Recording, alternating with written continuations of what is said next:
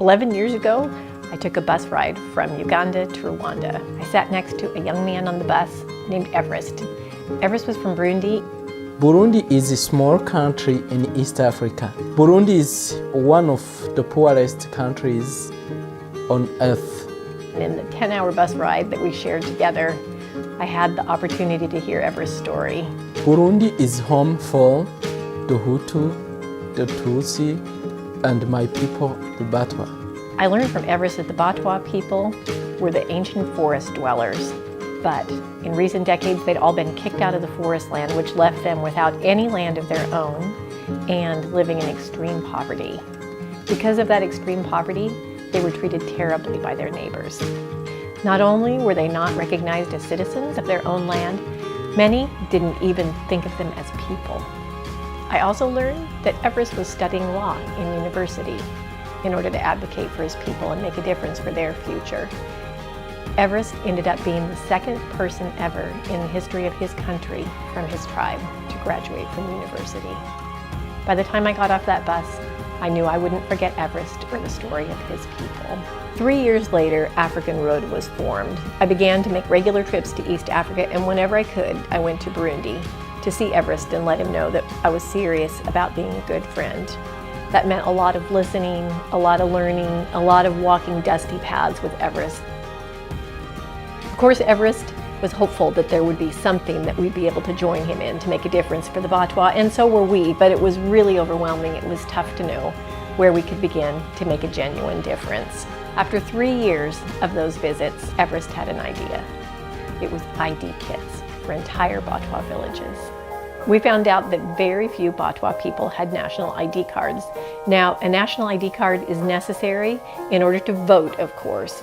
It's necessary for legal marriage. A child born to a parent without an ID card is not issued a birth certificate, and so the cycle keeps going. Kids in Burundi receive free health care if they're under the age of 5, but if they don't have their own birth certificate, they don't get to access that health care either. People walk down the street, and without an ID card, they can be harassed or even thrown in jail with no recourse. So we thought, what if we packaged all these things together? ID kits for entire villages, birth certificates for kids, ID cards for parents, the right to vote, and even a wedding for couples who'd been together for years without recognition. This, we realized, would have lasting impact. A friend of African Road named Sarah was visiting Burundi with us at this time. She heard about the ID Kit initiative and she got very excited. She returned to her farming community in Oregon, determined to raise the money for the first ID Kit initiative. Because of the determination of Sarah and her community, a village of more than 300 Batwa people received ID kits. ID kit give dignity to the Batwa. A church in Bend, Oregon heard about the ID kits. They came along to Burundi with African Road, and new friendship formed. As a result of that friendship, 3 new villages received ID kits. This friendship did not stop after ID kits. The next step was farming and sending kids to school. We all know education is important for kids, but in the case of the Batwa, not only was education important, but because of the extreme discrimination that the Batwa face, for children to be able to go to school alongside their neighbors for the very first time was a big deal. Because traditionally, the Batwa people lived off the resources of the forest. They weren't farmers. When they lost the resources of the forest, they were living on the brink of starvation. Now, for the first time, they were able to grow food to feed themselves and their children. All these initiatives are led by Everest and his team of young Batwa leaders. This is an historical occurrence. Indigenous people serving Indigenous people. I love this African Road story of one friendship building on another friendship in order to bring about lasting impact and meaningful change.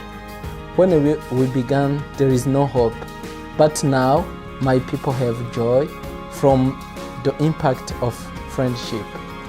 Ashakaranga muntu ugafise mu burimyi kuko nivyo uba warari kanori nimbona kubera ntarifise karanga muntu nta bwigenge narifise muri komine mubo mfise karanga abana biwanje igituma karanga muntu yiwanje ibafitiye akamaro ngiye kubaronderera ubu niyumva neza ko nezerewe kubera mwadufashije mukaduha izo ndangamuntu niyumva neza cyane mbere no mu matora honyine kubwiza umwana warabisha ijisho akavamwo umwana akanduka gahora ahubwo kazoza ku muryango wanje no ku bwoko bwanje gico nipfuza mbona yuko abana ni mumushikeko afise ingorane ziyagwaye ntashike nico cishimo cya karangamuntu.